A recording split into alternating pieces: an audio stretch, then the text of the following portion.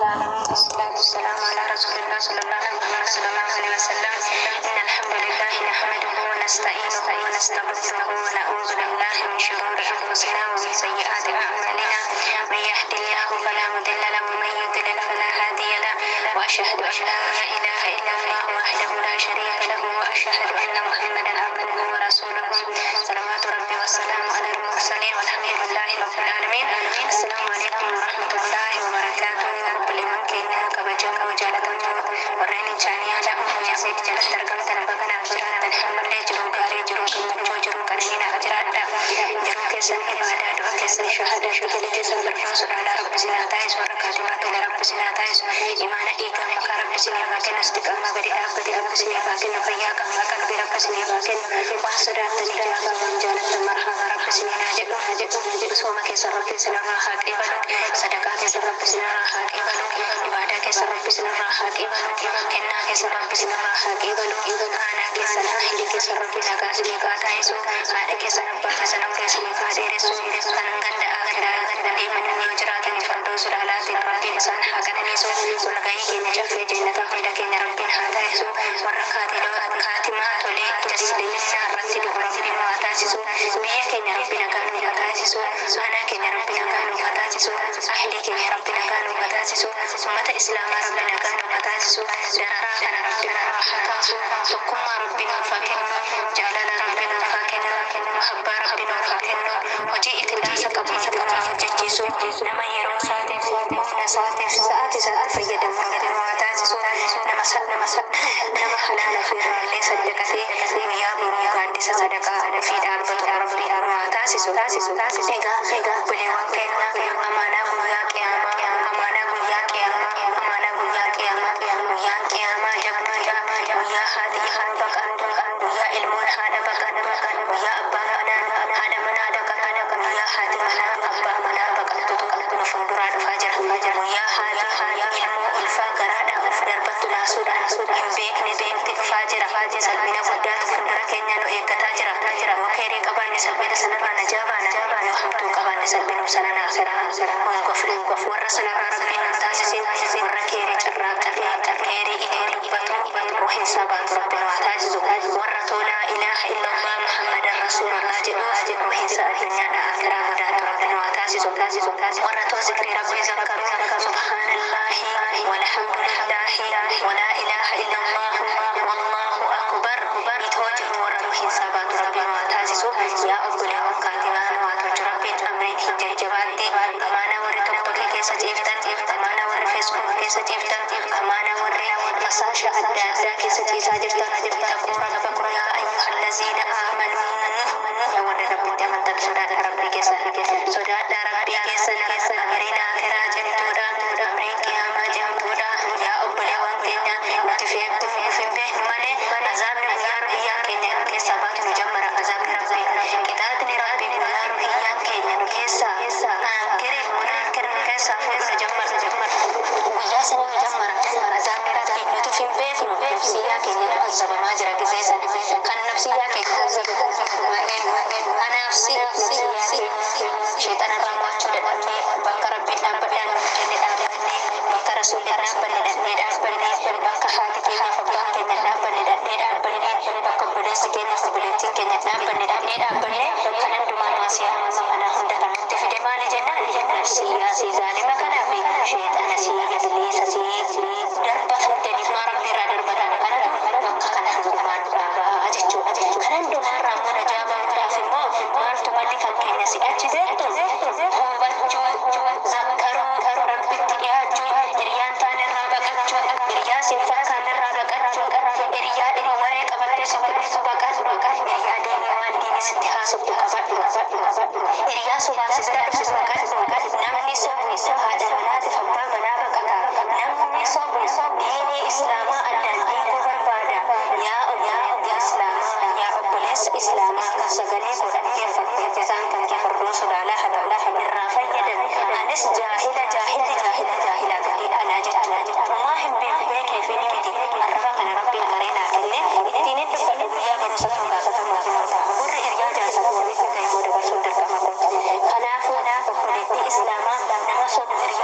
moo obboleettii kee garaa tokko keessaa baate maantaan yoo isin waan sobdu taate ibiddeena nama gogsu eelee irratti beekuu jedhe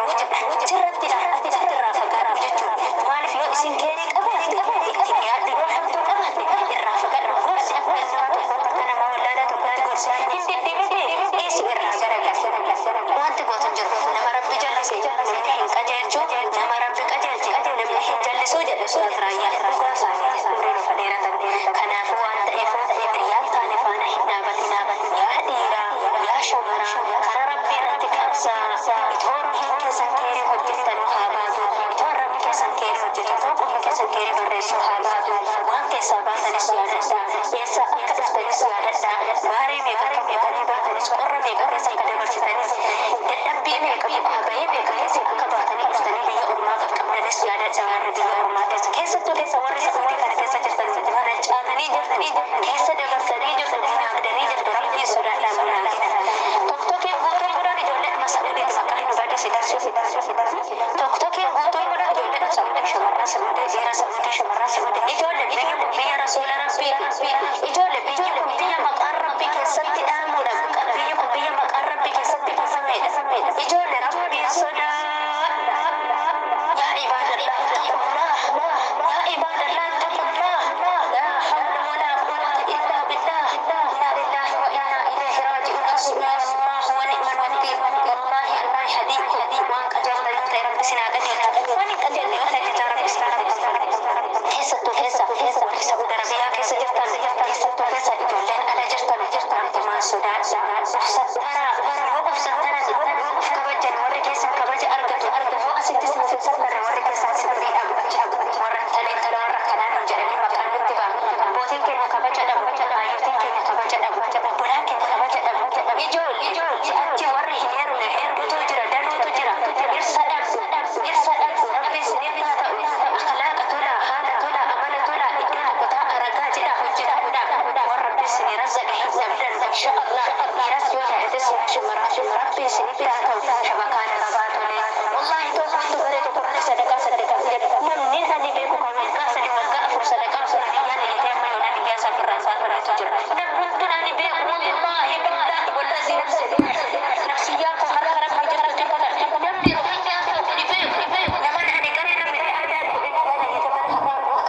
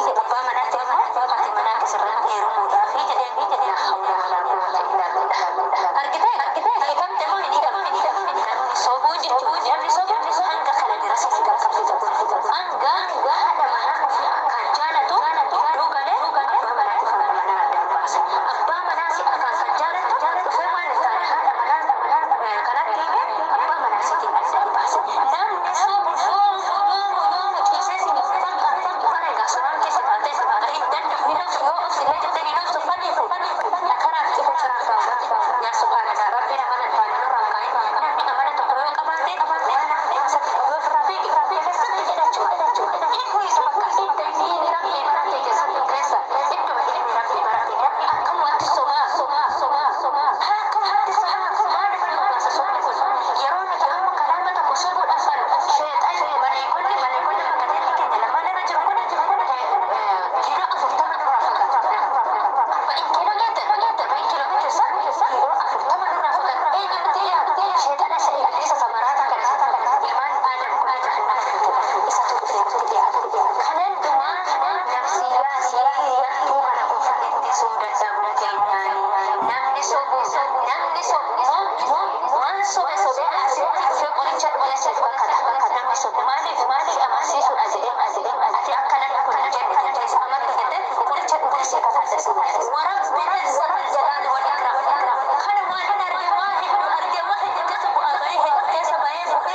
waan shaame qabeessa bahee godhe kanan waan garaa hojii mana fakkii malee namni sun qoricha fuudhee si amansiisuudha jedhanii siin jenne waan naas jedhe rabba kana adaga malee ayatul munaafiqu salaasatu nabi sallallahu alaihi wasallam namni munaafiqummaa qabu wasii namni kafir guddisu akka isaa munaafiqummaati maaliif waan kanatti wallahi billahi haqaan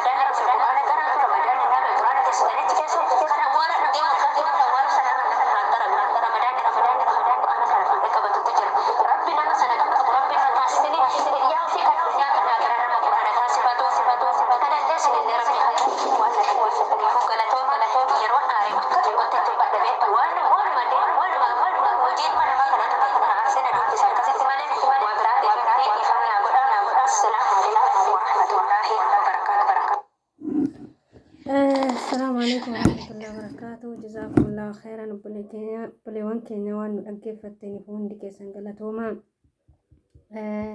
Nama gizee isaatii fi yeroo isaatti fayyadamu rabbiin waa taasisu inshaallah. Nama waan dubbate irratti argamu rabbiin waa taasisu.